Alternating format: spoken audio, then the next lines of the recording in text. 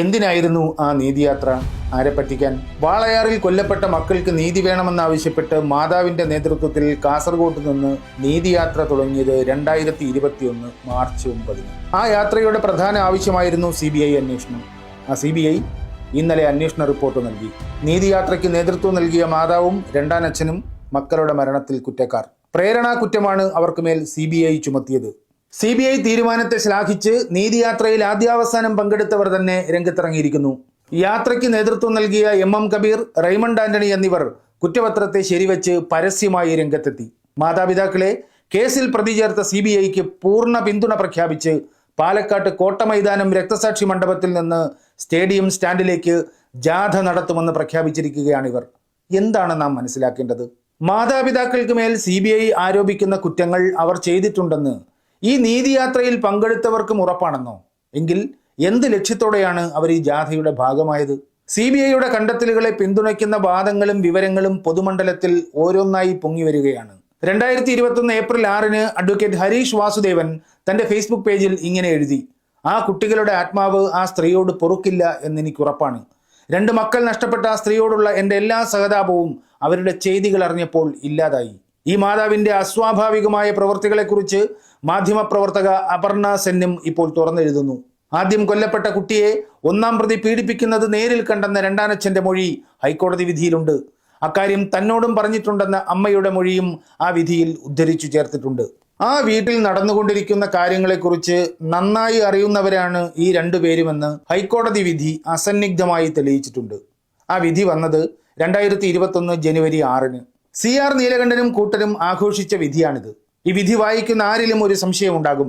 കുട്ടികളെ പീഡിപ്പിക്കുന്നതിന് വീട്ടുകാർ ദൃക്സാക്ഷിയായിട്ടും എന്തുകൊണ്ട് പ്രതികൾക്ക് പിന്നീടും ആ വീട്ടിൽ സ്വൈരവിഹാരം സാധ്യമായി?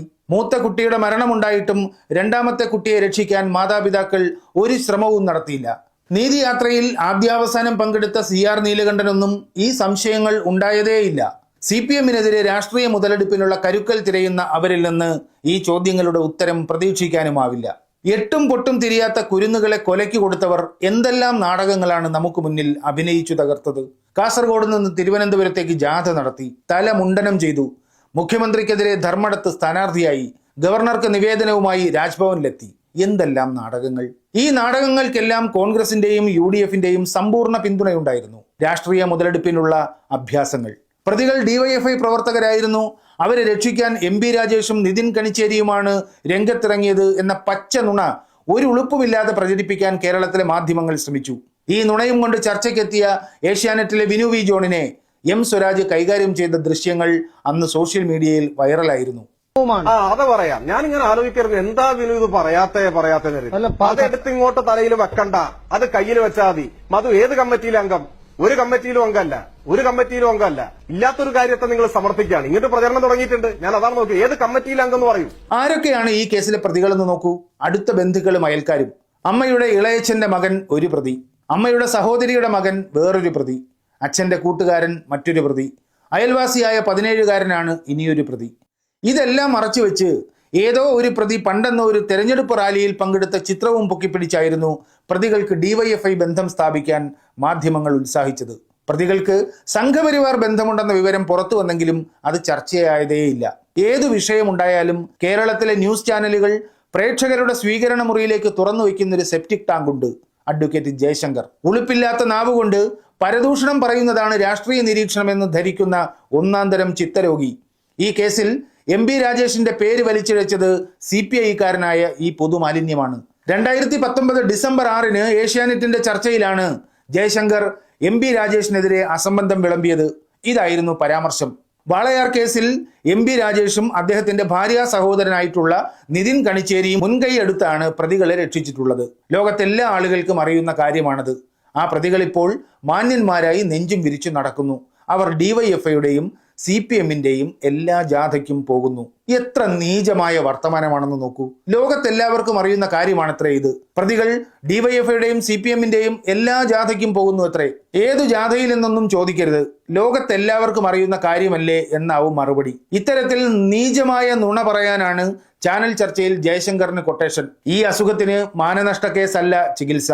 എന്നാലും ജയശങ്കറിനെതിരെ MP Rajesh Ottapalam judicial first class magistrate കോടതിയിൽ കേസ് കൊടുത്തിട്ടുണ്ട്. ആ കേസിൽ ജാമ്യത്തിൽ ഇറങ്ങിയാണ് ഇപ്പോഴത്തെ അഭ്യാസങ്ങളെന്ന് പ്രേക്ഷകർ ഓർത്തുവെക്കുക. ഓരോ സംഭവങ്ങളും എങ്ങനെ CPM-ന്റെ പിടലിക്ക് വെക്കാം എന്നാണ് ചാനലുകളുടെയും വയറ്റിപ്പിഴപ്പിന് വേണ്ടി രാഷ്ട്രീയ നിരീക്ഷണം നടത്തുന്നവരുടെയും ചിന്ത.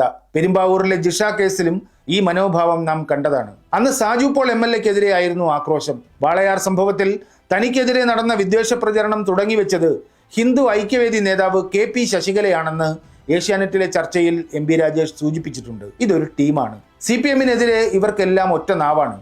ശശികല പറയുന്നത് ജയശങ്കർ ഏറ്റുപറയും. അതുതന്നെ KM ഷാജി പ്രസംഗിക്കും. അതുതന്നെ ചാനലുകളിലെ അവതാര സിംഹങ്ങൾ ചർച്ചയ്ക്ക് വിളമ്പും. പത്രങ്ങളിൽ വാർത്തയായും വിശകലനങ്ങളായും കാർട്ടൂണുകളായും ഇതുതന്നെ പ്രത്യക്ഷപ്പെടും. ഇതേ കാര്യം തന്നെ പ്രതിപക്ഷ നേതാവും KPCC പ്രസിഡന്റും കൂടി പറയുന്നതോടെ നുണയുടെ പരിക്രമണം പൂർത്തിയാകും. മെനഞ്ഞെടുക്കുന്ന ഓരോ നുണയും ഇങ്ങനെയാണ് ആവർത്തിക്കപ്പെടുക. ഒരു നുണ ഒന്നിലധികം പേരിലൂടെ ഒന്നിലധികം മാധ്യമങ്ങളിലൂടെ ഒരുപോലെ പ്രചരിപ്പിച്ച് പൊതുബോധമാക്കുന്ന പ്രൊപ്പഗാൻഡ ടെക്നിക്. അത്തരം നുണപ്രചരണങ്ങളും വസ്തുതയും തമ്മിൽ പുലബന്ധം പോലും ഇല്ലെന്ന് ഒരിക്കൽ കൂടി തെളിയിക്കുന്നു വാളയാർ കേസ്.